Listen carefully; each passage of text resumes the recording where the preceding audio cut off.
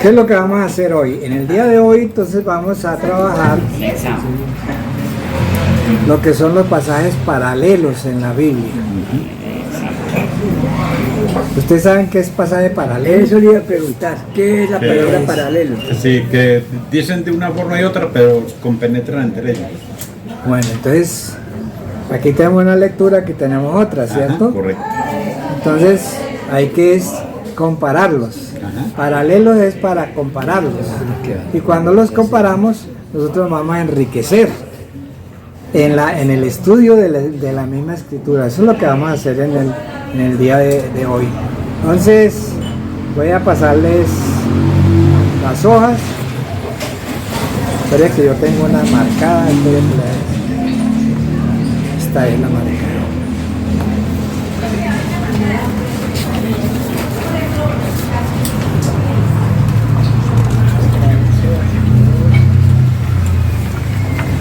La lección 7. Los que van guardando las copias, esta parte, eso les va a ayudar mucho, porque adelante ustedes pueden ser también maestros o pueden ir ayudando a otros a cómo estudiar la escritura. Esa es la idea.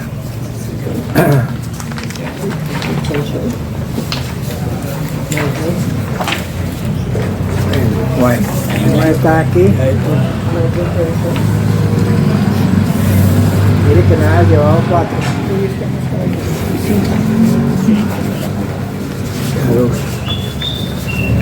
¿Listos? Vamos a ir leyendo un poquito lo que son los pasajes paralelos.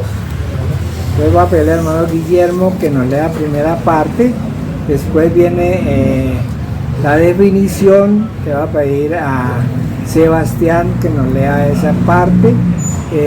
Con el ejemplo, y después los beneficios. Voy a pedirle a Olga que nos lea los beneficios, pero yo voy a ir parando en algunas partes para que vamos a ir comprendiendo mejor lo que va a ser el estudio en esta mañana. Sí, hermano. En la Biblia los pasajes paralelos son aquellos fragmentos que presentan un mismo evento, enseñanza o tema en diferentes libros o pasajes. Permiten una comparación y comprensión más profunda de la escritura. Ajá, entonces aquí dice, presentan un mismo evento, pero hay una enseñanza. Y en esa enseñanza vamos a mirar cuáles son las diferencias, o no diferencias, sino quién pone otras cosas que nos ayudan a comprender mejor el texto. Esa es la parte. Después les voy a ir mostrando otras cosas que nos ayudan mucho en esto de los pasajes paralelos. Muy bien, vamos al siguiente. Abuelo, ¿por qué entre comillas pasajes paralelos? ¿Cómo? ¿Por qué entre comillas pasajes paralelos?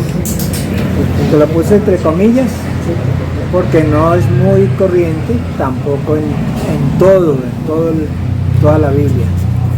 Hay algunas partes donde uno lo encuentra, pero no es en todo. Más son los evangelios los que nos van a presentar esa parte de los pasajes paralelos. Digamos, al Antiguo Testamento es poco lo que hay allí. Ahora sí. O sea, en el Nuevo Testamento es donde se encuentran casi. Sí, más. Y en los mismos, o sea, en el mismo capítulo se encuentran también, ¿cierto? A veces en el mismo capítulo, pero a veces está regado. Ahora vamos a mirar algunos ejemplos.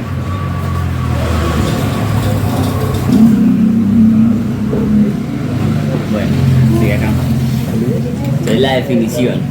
Los pasajes paralelos son secciones de la Biblia que, aunque están en diferentes libros o capítulos, abordan el mismo evento, enseñanza o tema.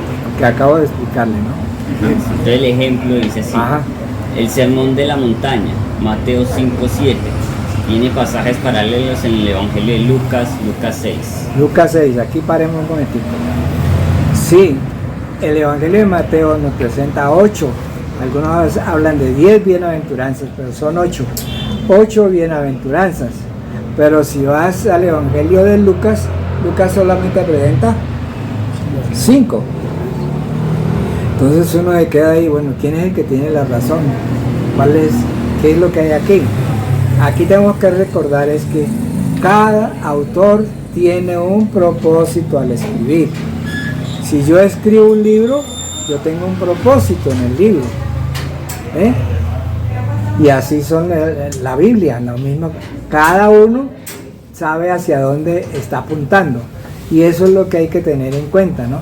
Porque si ustedes no han oído la frase, es que la Biblia se contradice, pero es producto de eso, de una mala interpretación y de conocer bien el texto en particular, o quiénes están escribiendo y desde dónde y qué sitio ellos están escribiendo. Bueno, entonces tenemos ahí, podríamos trabajar esa parte de ver, por ejemplo, el Sermón de la Montaña, trabajarlo y mirarlo. Bueno, de pronto los dejo de tarea, pero tranquilos. Seguimos. Beneficios.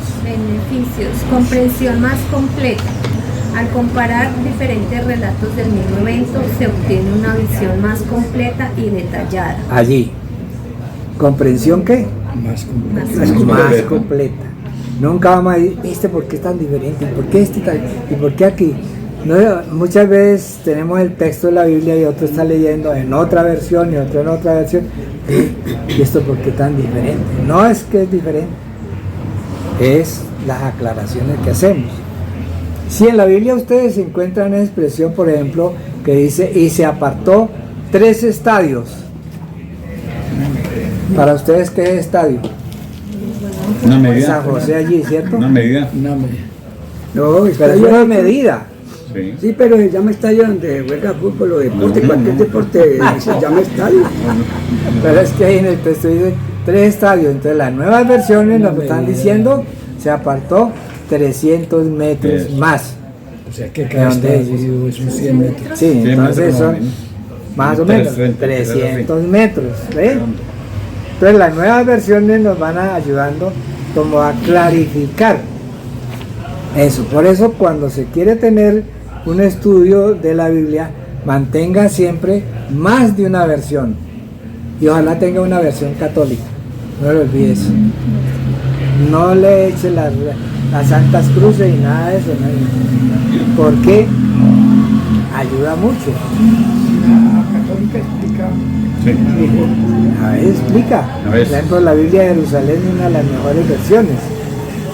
Pero está también la Nácar Colunga, que es otra de las versiones también de las más antiguas. Y uno puede hacer las comparaciones. Es revisando para poder comprender mejor el estudio del texto. Entonces, vamos a esa parte de mirar lo que es algo que es completo, que nos va a ayudar mucho en ese sentido. Siga ahí. Clarificación de enseñanzas. Los pasajes paralelos pueden ayudar a aclarar algunas enseñanzas y conceptos que pueden parecer confusos en un solo pasaje. Eso es, a clarificar algo que está confuso. Entonces debo de ir a otro de los pasajes paralelos para a ver qué me dice, qué otras cosas encuentro allí que son de utilidad. Diga, hermana. Ajuste doctrinal. Al considerar múltiples pasajes relacionados con un tema, se evita la formación de doctrinas incorrectas basadas en un único versículo. Eso es. ¿Por qué la gente saca tantas y hay tantas, digamos, iglesias y tantas cosas? Por eso. Cogen un versículo y de ahí se pegan y ese es para ellos la clave. Pero no es así. No es, hay que mirar bien el texto y buscar en otra parte. ¿Qué dice ahí? Bueno, vamos al siguiente y es... Ejemplos en el Nuevo Testamento. Los evangelios sinópticos, Mateo, Marcos y Lucas, a menudo presentan pasajes paralelos sobre la vida y enseñanzas de Jesús. Ese es como, digamos, digamos, la nota especial, y es meternos en los pasajes paralelos. Hay varios libros por ahí. Hay uno que titula, a ver si lo recuerdo, y tiene que ver con, es de Robertson, comparando los evangelios. Entonces se comparan Mateo, Marcos y Lucas y se pone en tres columnas, ¿no? Cada uno, y se va dando allí. Muchas veces puede resultar que en el capítulo 3 de Mateo y que en Lucas esté lo mismo, pero no, a veces no es así. A veces en Mateo 3, pero Lucas lo tiene por ahí en capítulo 8 o 7, ¿eh? Y Marcos no lo menciona. Ese es como para ayudarnos a ver que este colocó allá y por qué este colocó allá y este no. Por ejemplo, las bodas de Caná de Galilea, ¿en cuál de los sinópticos está? Mateo, Marcos o Lucas. ¿En cuál está escrito? ¿Cuál de esos está? Las bodas de Caná. En Mateo. No está. Está es en Juan. Está es en Juan. ¿Eh? Entonces, si yo voy a comparar las bodas de Caná de Galilea con los evangelios, bueno, pues no hay cómo hacerle el revés, digamos, o hacerle la comparación en esa parte. Entonces los sinópticos nos ayudan mucho en este sentido. Hay temas, hay libros que hacen mención a esto, y si uno quiere estudiarlos, pues los puede hacer bajo ese aspecto. Cuando ustedes, antes, abría uno la Biblia, y en la Biblia, cuando uno iba leyendo, ustedes no notan, para los que tienen la Biblia aquí, que hay unas letricas chiquiticas. Pequeñísimas. ¿Sí? ¿Eso qué es? Paralelo. Que es un pasaje paralelo que te invita a ir a leer ese pasaje paralelo. Entonces cuando usted mira allí o está leyendo esta parte, pues marque esa letrica, váyase que abajo, algunas versiones la traen en el centro, ya ese ya pasó, ahora aparece abajo, Sí. la parte de abajo. Entonces uno busca ahí la letra, si es la A, la C, la D, y ahí está el versículo, entonces lo manda a otra parte y le da otra lectura muchas veces. Pues cuando uno va a esa otra parte, tiene, digamos, una mejor comprensión del texto en ese momento. Y es necesario ir a esa letrica porque esa te ayuda en el estudio. Ese es el complemento. Vaya allá. Eso te va a ayudar mucho. Y cuando te ayuda eso, bueno, usted va a ir enriqueciéndose más en la palabra. A mí nadie me enseñó sobre esas letricas. Yo una vez estaba, como decía, pollo o muchacho. Pollito. Y mi papá me regaló una Biblia que costó $1.50. Nada. ¿Hace cuánto? Se hace añito yo. Pero yo veía que en el centro había una letrica y que ahí había otra cosa. Y yo, ¿para qué será esto? A mí nadie me explicó eso, pero yo entonces empecé aquí está la A. La A, voy a buscar la A, dice 1.14, entonces me voy a Mateo 9.9. Y así yo pude ir comprendiendo lo que era la parte de la escritura. Es que antes a uno, en la escuela bíblica o en la, ¿cómo era que llamaba? Ya me olvidé. Escuela dominical. A los niños nos iban enseñando los libros de la Biblia. La Biblia es el libro de Dios, y uno iba aprendiendo los libros. Este es Mateo, Marcos, Lucas, Juan, los evangelios o los profetas menores, profetas mayores, pues uno lo va haciendo. En el día de hoy uno ve que el pastor dice, vamos a buscar en tal parte, y empieza la gente de Génesis y le dan la vuelta hasta el Apocalipsis y no encuentran nada. ¿Y qué es eso? Analfabetismo bíblico. La iglesia ahorita está en eso, en un analfabetismo bíblico. Uno, porque no cargamos la Biblia. Dos, o porque la tenemos en un celular, ¿cierto? Y tres, porque esto da como pereza cargar esto, ya para qué, ¿cierto? Entonces, como ya nos da pereza, dejemos eso allá. Y creemos que con lo que tenemos aquí, con lo que aprendemos, con eso basta, ¿no? Usted no aprende más de un 10%, retiene un 10%, y el 90% de la clase que pasa, Baila. no recuerda nada. No recordó nada. Este es lo que, a eso es que yo quiero ir como que tengamos nosotros en cuenta. Vamos a mirar entonces varios ejemplos allí, Paralelo. de pasajes paralelos, ¿no? Que nos ayuda mucho. ¿Quién me lee ahí Mateo 26, 27? Y otro que me lea Lucas 22, versículo 19. Y tomando la copa y habiendo dado gracias, les dio diciendo, bebed de ella todos. Muy bien, vamos a ver la comparación con Lucas 22, 19, ¿qué dice? Lucas 22, 19. Y habiendo tomado la copa, dio gracias y dijo, tomad esto y repartirlo entre vosotros. Diferencias. A ver si estaban ahí en la lectura. Que el uno dice tomar y el otro dice beber. Y habiendo tomado. O sea, usa los textos, los verbos son diferentes. Sí. ¿Qué más? No dice repartirlo, dice entre todos. O sea, De ella todos. no sé, el otro dice repartirlos.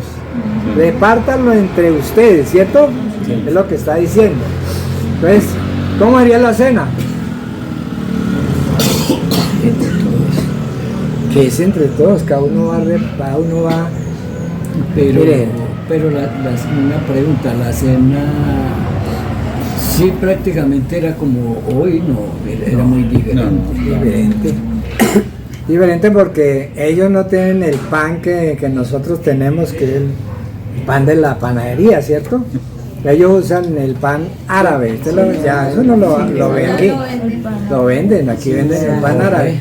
Pero si usted hace la cena con pan árabe, ya, eso tan feo. Así que,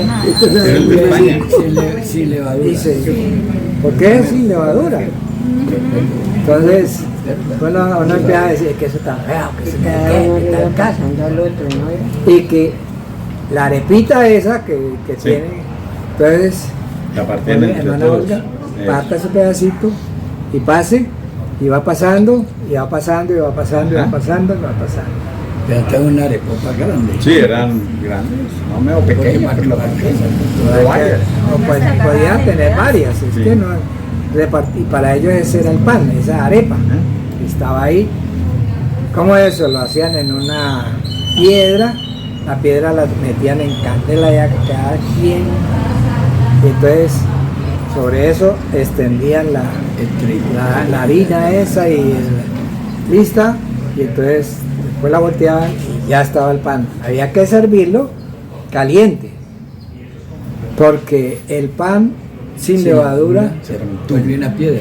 se vuelve una piedra. Yo recuerdo que me invitaron eso estaba en Cúcuta, los de Cruzada Estudiantil, que pastor venga para que usted me oficie la cena, que no sé qué. Ya bueno, a un sábado a tal hora, bueno, yo llegué allá y sí había como unas 60 personas ahí. Vamos a ver la cena entonces, y habían hecho pan Sin levadura. sin levadura, unos panecitos así chiquitos. Ah, ¿Cierto? eso Es estaba, montaña. tieso, Como tieso, una piedra. tieso, tieso. Así es en España, son tiesos. ¿Y quién se lo Con come? una tostada, eso está. No, ¿sabe qué hizo? Sí, ¿qué hizo la mayoría de la gente? Le echó al bolsillo. Para remojarlo con agua. Ese es un error. Con el vino. Y era que Entonces, allá en ese momento era que se entregaba ya y lo repartían así y rápido. y como eran poquitos, entonces era rapidito. ¿Ya? Así. Bueno, Cambio- entonces aquí encontramos, dice, bebé todo de ella, dice Mateo, pero Lucas dice, toma Toma. esto y repartan. Tomen esto y repartan. Entonces la pregunta ¿es Santa Cena o es la cena? Cena. La cena. La cena. O santa. Santo. ¿Qué dice Olga? La cena. Pensando. Está pensando. La cena. La cena. La cena. Es la cena del Señor. No es santa. Pero ¿qué es lo que hizo la iglesia? La puso santa. La Santa Eucaristía, la Santa. La nueva santa de Colombia. Pero es la mayoría de los católicos. Y la misma iglesia también, la Santa Cena el próximo domingo. Y yo me echo para atrás y digo, ay Señor, no habrá leído bien el texto. Lo que dice es la cena. O sea, ellos lo repartían como tan normal. Hacían esto. Bueno, ahí tenemos ese ejemplo. Vamos al otro de Mateo capítulo 4. Ese es sobre la tentación. Ojo, porque no las tentaciones, la tentación. Entonces, Pero es que hay varias, pero es la tentación. Lo mismo que en los frutos, en el Sí. fruto y los frutos. ¿Qué dicen? Sí. Entonces nos vamos ahí a mirar en el capítulo 4 de Mateo y en Lucas 4 también, que está allí las tentaciones, lo que llamamos la tentación. Bueno, vamos a ir mirando la primera. la Biblia es, ¿no? Dice, entonces Jesús fue llevado por el Espíritu al desierto para ser tentado por el diablo. Vamos a Lucas 4, ¿quién me lee ahí? Jesús, lleno del Espíritu Santo, volvió del Jordán y fue llevado por el Espíritu al desierto. Diferencias. Lleno de espíritu llevado. ¿no? Ajá. Lucas habla de lleno del Espíritu. Y Mateo habla del diablo. Mateo, Habla para ser tentado. tentado por el diablo. Y aquí es llevado por el Espíritu al desierto. Desierto. Clarifiquemos aquí. ¿Qué es el diablo? ¿O quién es el diablo? Un negro con cachos. Satanás. Satanás. Satanás. Todo lo que se opone Ah, del Señor. al Señor, a la dirección, ese es Satanás. Usted se puede oponer, usted es Satanás. Somos Clarito. Satanás. Usted es Satanás. Cuando yo me opongo a las cosas, es Satanás. Satanás significa también estorbar. Estorbar. Cuando yo estorbo al otro por una acción, algo que quiere hacer, lo estorbo, ahí está. Satanás. Usted no tiene que decirle usted un Satanás, ¿no? Por eso Pedro no se enojó cuando el Señor le dijo, apártate de mí, Satanás, ¿no? O le dijo, he orado porque Satanás lo tiene usted para arriba y para abajo. Y él no se enojó. Él entendía que era Satanás. Pero es que nosotros Satanás los diabolizamos, ¿no? Diablo. ¿Sí? Todo lo que se opone a esa dirección de las cosas de Dios, ese es Satanás. Y en otra parte nos dice que es como quien mete zancadilla al otro y lo hace caer. Ahí está, Satanás. Eso no se ve en las iglesias, ¿cierto? Pero bueno, vamos a seguir adelante. Y ahí también nos habla del espíritu. Sí, Ambas nos habla de Satanás. sí. Pero miremos que Lucas es el primero que empieza con la doctrina del Espíritu Santo, desde acá. Cuando empieza a hablar del Espíritu Santo. Mateo no es tan espiritual en esa parte, Marcos tampoco, pero Lucas sí lo va llevando. ¿Por qué? Porque eso tiene que ver con el segundo tomo. ¿Cuál es el segundo tomo de Lucas? Hechos. Para hablar de los hechos del Espíritu. Ahí está la doctrina del Espíritu Santo desde acá. Bueno, siguiente, vamos al versículo 2. Después de haber ayunado 40 días, dice Mateo, y 40 noches tuvo hambre. ¿Qué dice Lucas?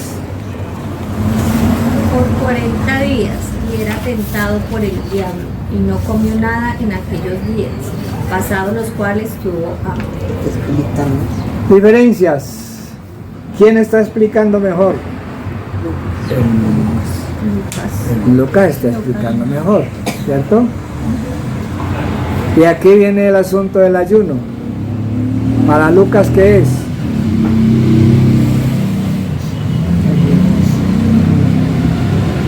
Comer. No comer nada.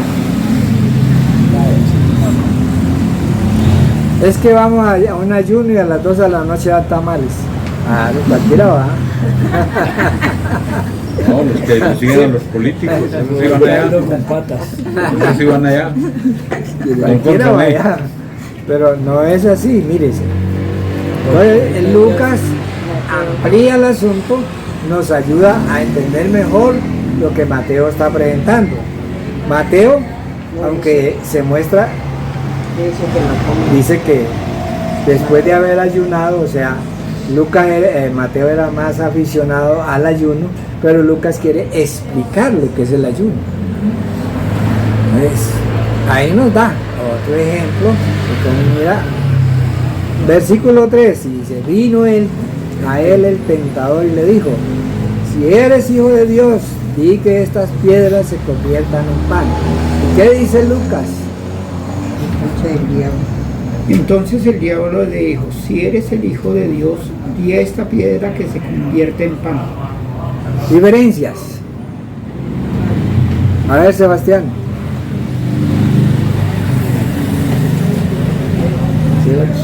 El tentador y el diablo. Sí, es diferente.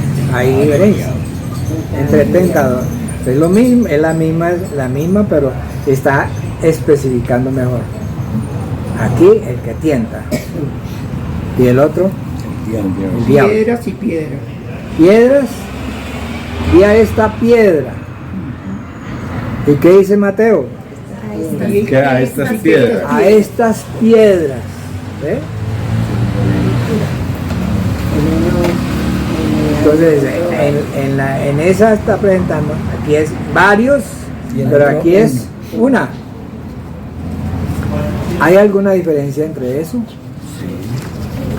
Sí, porque en una piedra es una sola, y piedras son varias. Ah, sí. En ese sentido hay diferencia. Pero ¿qué diferencia hay entre piedra y piedra? No, ninguna. Déjese pegar una pedrada para que vea. Son piedras. Son piedras. Que le sacan la pedra. Esa es otra Esa piedra es diferente. De algo que es duro, ¿cierto? Que le saca Satanás. De algo que es muy sólido, en todo el sentido de la palabra. De allí es que había que sacar el pan. Bueno, eso mirándola ahí en ese versículo 3. Vamos al 4. Y él le respondió, escrito está, no solo de pan vivirá el hombre, sino de toda palabra que sale de la boca de Dios. ¿Qué nos dice Lucas? Verso 4. Jesús respondiendo le dijo, escrito está, no solo de pan vivirá el hombre, sino de toda palabra de Dios. ¿Diferencias? Dice que uno dice que es la boca. Y en el otro dice que la palabra. ¿Diferencia? Entonces, ¿habría alguna diferencia entre la boca y la palabra? Aclara que la palabra sale de la boca de Dios. Eso es, entonces es una aclaración. Y qué bueno cuando uno puede coger dos pasajes y te dice, es que aquí hay una aclaración, esto me gusta, aquí hay algo mejor que me ayuda bastante en esta parte. Vamos al siguiente versículo. El verso 5 dice: entonces el diablo le llevó a la santa ciudad y le puso sobre el pináculo del templo. Verso 5 en el... Y le llevó el diablo a un monte alto y le Y resulta mostró- que no es ahí, ojo. Tiene que ir al verso 9. Mire cómo cómo Lucas cambia. También, Está el 9. ¿Se leo el 9? Sí, lea el 9. Y lo llevó a Jerusalén y lo puso sobre el pináculo del templo y le dijo, si eres hijo de Dios, échate de aquí abajo. El hecho de haber trastornado y después no haberlas puesto todas en orden, ¿no está correcto entonces la palabra? Sí, Sí. solamente que Lucas tiene otra visión en esa parte de mostrar eso. Bueno, diferencias. ¿Por qué no la llaman la Santa Ciudad a Jerusalén? Hay diferencia. ¿Quién le dice Santa Ciudad? Lucas. No, el Señor. ¿No? El Señor. Mateo. Ah, Mateo. ¿Y por qué Mateo le dice Santa Ciudad? Porque es Jerusalén. Pero ¿Jerusalén qué? considera Es que Mateo es que judío. Si Mateo es judío, siempre va a decir Santa Ciudad. Y el Pero otro- como Lucas es griego, Ah, no le interesa Para él no es santa ciudad. que sea Santa Ciudad, sino que Jerusalén. la diferencia. Vea pues, Bien, tiene su cosa. ¿Cierto? Entonces mire cómo el pasaje nos va a nosotros ayudando a ir como comprendiendo esa parte. Bueno, allí entonces el versículo 6 que le dice, y le dijo, tú eres el Hijo Sí. de Dios, échate abajo, porque escrito está, a sus ángeles mandarán acerca de ti, y en sus manos te sostendrá para que no tropiece pie en piedra. ¿Qué dice Lucas? Porque escrito está, a sus ángeles mandará acerca de ti que te guarden. en el 10. Dice en el 10. El 10. Sí, siga. Ahí, que te A guarden. sus ángeles, ¿cierto? Que te guarden. 11, ¿qué dice? Y en las manos te sostendrán para que no tropieces con tu pie en piedra. Diferencias.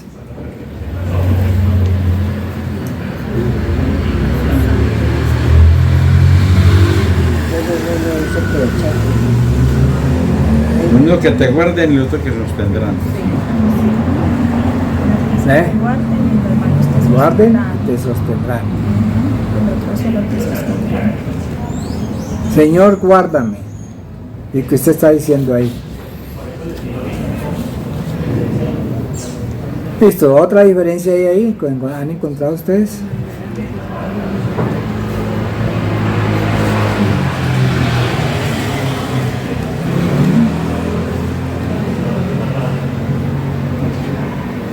¿No hay? Que te guarde. Que Dice te Lucas. guarde. échate abajo. Échate de aquí abajo y el Mateo otro no es dice- échate abajo. No dice que te guarde, Mateo no dice que te guarde, te sostendrán. sino que sostenga. Y Lucas dice que te guarde. Y también dice que te sostendrán. Y en las manos te sostendrán, las manos. Y en sus manos te sostendrán para que no tropiece con tu pie en piedra. Y uno dice Que no en las tropiece con tu pie y en otro dice piedra. sus manos. ¿Eh? Cuando hace el cambio de un plural así, de la mano a sus manos, eso enriquece mucho el sentido, digamos, de lo que aparece allí. Ahí me faltó la otra que tiene que ver con el monte. No sé qué pasó En ahí, el 6. pero ese es, hablan ahí en Mateo capítulo 4, versículos 8 al 10. No sé por qué no la puse ahí. Se me chispoteó. Vete de misa también, porque Mateo 4. sobre el pináculo, el 9. Le llevó a Jerusalén y le puso sobre el pináculo del templo y le dijo, eres hijo de Dios, échate de aquí abajo. ¿Qué dice Mateo? Otra vez el diablo le llevó a un monte muy alto y le mostró todos los reinos del mundo y su gloria y le dijo: todo esto te daré si postrado me adorares. Entonces Jesús le dijo: vete, Satanás, porque escrito está: el Señor tu Dios adorará y a él solo servirás. ¿Y qué dice Lucas? Vuelva hacia el 5, que es donde está. Recuerde que él trastorna las cosas. Y llevó el diablo a un alto monte y le mostró en un momento todos los reinos de la tierra. En un momento le mostró todo, ¿cierto? Dice Lucas. Me dijo el diablo. ¿Y entonces qué le dice el diablo? Dijo el diablo: a ti te daré toda esta potestad y la gloria de ellos, porque a mí me ha sido entregada y a quien quiero la doy. Ajá. Si tú postrado me adorares, todo será tuyo. Y mire lo que le dice en Mateo: todo esto te daré si postrado me adorares. Él lo deja seco, ¿no? Quieto. Pero lo que hace Lucas, amplía. Todo esto será tuyo. ¿Quién no quiere billete? ¿Quién no quiere poder? ¿Quién no quiere esas cosas? Entonces mire, para mirar ahí el aspecto de la tentación, tendríamos nosotros que mirar que la tentación va desde varios aspectos. La comida, el sustento, el diario vivir. La gente lucha por eso y se mantiene ahí, ¿cierto? Ese es su Dios. El otro lo lleva, lo pone en el pináculo y le dice: tírese. Ese es espectáculo. ¿Quién no le gusta el espectáculo? Venga, que vamos a hacer maravillas. Vamos a hacer aquí. Van a salir los cojos caminando, los mudos hablando, los ciegos viendo. Entonces le ponen todo el espectáculo. ¿Qué fue lo que el Señor, digamos, rechaza? El espectáculo. No quiere espectáculo, no. Quiere que se presente el Evangelio muy sencillo. Y viene la otra también, cuando dice que la riqueza, el poder. ¿Cómo están tentados en el día de hoy los pastores? En muchos lugares. Veía algo de allí en Miami, una iglesia grandísima. Perdón, una preguntita, Pastor Gustavo. Entonces, según esa enseñanza y según lo que vemos en la Biblia, de ahí depende tantas denominaciones, de las diferentes comprensiones, porque están los pentecostales, unitarios, trinitarios, los bautistas, están 50.000 denominaciones o religiones, todo sale por la comprensión más de la Biblia. Porque no se mira el texto completo, por eso. O como decíamos nosotros, no se mira ni el contexto, ni el texto, ni nada de eso, sino que se hacen las cosas. Sí, este texto me dice, sí, ¿qué? Por eso, entonces, sí sale de ahí, de esa parte, las tantas denominaciones que la hay. Biblia se presta para muchas cosas. Y entre esas también se presta para todo lo que tenemos, para engañar, para hacer tantas cosas. Y cada denominación se va al versículo preciso. Las tergiversas, no las sí. Ahí es donde está el asunto. Ahí es donde está el asunto. Bueno, se nos acabó el tiempo, pero vamos a este último que está aquí. Características de los falsos maestros. Aquí les estoy colocando una en Segunda de Pedro y otra en Judas, para entender si esto está como correcto, si lo que le están diciendo es así. Segunda de Pedro 2:17 dice: estos son fuentes sin agua y nubes empujadas por la tormenta, para los cuales La más densa oscuridad está reservada para ellos. Hablando de los falsos maestros. Mire qué dice Judas en el verso 16. Murmuradores. Estos son murmuradores, Ajá. querellosos, Querellosos. que andan según sus propios deseos, Ajá. cuya boca habla cosas infladas, anulando a las personas para sacar provecho.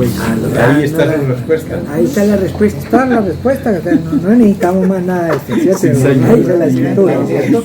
Y esto tiene que ver con los falsos maestros. Ahí está la